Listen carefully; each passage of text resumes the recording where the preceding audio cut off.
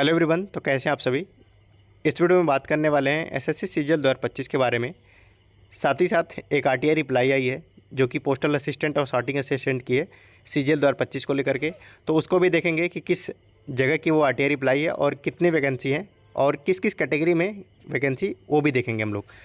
तो वीडियो को शुरू करते हैं बिना किसी देरी के। अगर आप चैनल पर नए हैं चैनल को सब्सक्राइब कर लीजिए, बेल आइकन प्रेस कर लीजिएगा और दोस्तों चैनल को भी शेयर कर दीजिए। इतना मेहनत करने के बाद अगर आप सभी शेयर नहीं करते तो थोड़ा सा मोरल डाउन होता है और अपने आप में भी अच्छा नहीं लगता है। ठीक है, अब शुरू करते हैं वीडियो को। सबसे पहले दोस्तों अगर मैं बताऊं कि अभी काफ़ी सारे मैसेज आ रहे हैं कि क्या सीजीएल 2025 में जो है वेंडर चेंज होगा या फिर नहीं होगा। और काफ़ी सारे टीचर भी कुछ बोल रहे हैं कि कुछ लोग बोल रहे हैं वेंडर चेंज होगा, कुछ लोग बोल रहे हैं यही वेंडर पेपर कराएगा, कुछ लोग बोल रहे हैं कि 8 तारीख से 9 तारीख से और 10 तारीख से पेपर स्टार्ट होगा सीजीएल 2025 का। ठीक है, तो बाकी अभी देखिए जो करंट सिनेरियो चल रहा है एसएससी का, वो देखते हुए ऐसा तो नहीं लग रहा है कि एसएससी बिल्कुल भी मूड में है वेंडर को चेंज करने की। और अभी कल परसों में कुछ न्यूज़ भी आई थी कि एसएससी का जो ट्रायल फेज चल रहा है, इस जो नई कंपनी का ट्रायल फेज चल रहा है जो पेपर कंडक्ट करवा रही है, वो उसको ख़त्म हो जाएगा, फिर उसके बाद दूसरी कंपनी को लाने की बात की जाएगी। तो ऐसा देखिए अभी रिसेंट में उड़ीसा का केस हुआ था, इसी एडुक्यूटी कंपनी ने पेपर कंडक्ट करवाया था प्रीलिम्स एग्जामिनेशन का और उसमें काफ़ी सारी दिक्कतें हुई थी। फिर उसके बाद जो वहाँ का जो कमीशन है उड़ीसा का, उसने जो है सारे बच्चों को मेंस दिला दिया था। फिर आगे चल के ये वैकेंसी कोर्ट के द्वारा अभी 2-3 दिन हुआ ही है कि मतलब ये जो पेपर हुआ था इसको कैंसिल कर दिया गया है और फिर से री एग्ज़ाम का मतलब जो भी वहाँ के कमीशन है वो करवाएगी और उसका नोटिस जल्दी में देगी। तो ऐसा देखिए एक चीज़ है कि ये चीज़ तो थोड़ा सा डाउट ये रहता है ना कि कोई भी कंपनी हो, जैसे मान ली प्रीलिम्स इस कंपनी ने कराया तो इसके सारे डाटा इसी के पास रहेंगे और जो नई कंपनी है उसको जो है ठीक है मैनेजमेंट करना पड़ेगा और उसी हिसाब से चीज़ें करनी पड़ेंगी। तो उसमें काफ़ी सारी दिक्कतें होती हैं और ये प्रोसेस बहुत ही आसान नहीं है जैसा कि हम लोग समझते हैं। उसके लिए भी फिर इसके बाद नई कंपनी लाने के लिए टेंडर निकाला जाएगा, बिडिंग होगी और जैसी अभी प्रक्रिया चल रही है उसको भी उसी तरह देखनी पड़ेगी।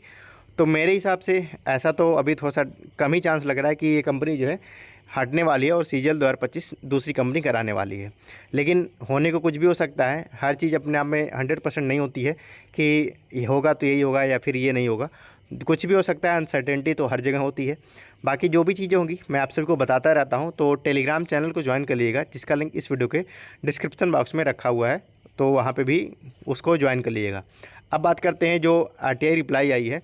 ये देखिए पोस्टल असिस्टेंट और सॉर्टिंग असिस्टेंट की आरटीआई रिप्लाई है जो कि यूपी का है और यानी कि उत्तर प्रदेश का है और इसमें जो है वैकेंसी अच्छी खासी रिपोर्ट हुई हैं।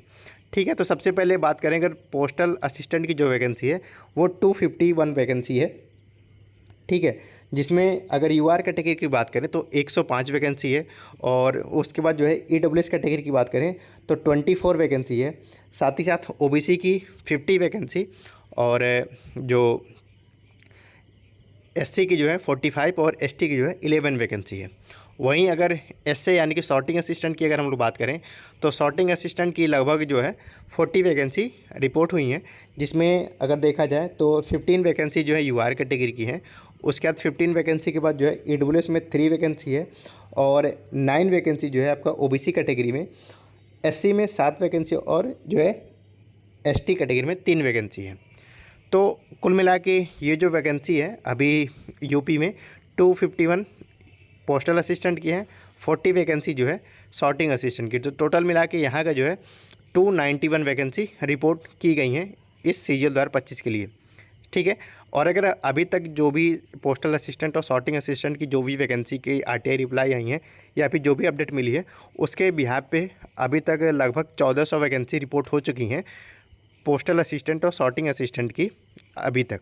और अभी जो एसएससी ने टेंटेटिव वैकेंसी दी थी जिसमें 14 जो भी इन्होंने जो चार्ट दिया था सीजीएल का, उसमें उन्होंने दिखाया था लगभग 14,000 प्लस वैकेंसी दिखाई थी।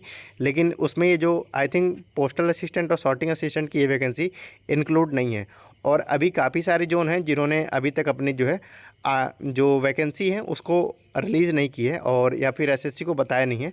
तो वो चीज़ें भी आगे चल के इंक्लूड होती हैं। जैसा कि वैकेंसी तब तक बढ़ती घटती रहती हैं जब तक कि जो प्रीलिम्स एग्जामिनेशन कंप्लीट हो जाता है, उसके बाद जो है जो मेंस एग्जामिनेशन होता है उसके पहले या फिर थोड़े दिन बाद ही जो है ये लोग वैसे में भी जो है प्रीलिम्स एग्जामिनेशन के जो कंप्लीट होता है तो उसके बाद ही जो है फाइनल चार्ट दे देते हैं। उसके बाद जो है वैकेंसी के हिसाब से मेंस एग्जामिनेशन कंडक्ट कराता है, कभी कभी मेंस के बाद भी कराते हैं, तो इनका अनसर्टेनिटी बनाता है। लेकिन एक इतना मान के चलिए कि जो प्रीलिम्स का जो रिजल्ट होता है उसके पहले जो वैकेंसी रिपोर्ट हो जाती हैं उसी के अकॉर्डिंग चीज़ें चलती हैं।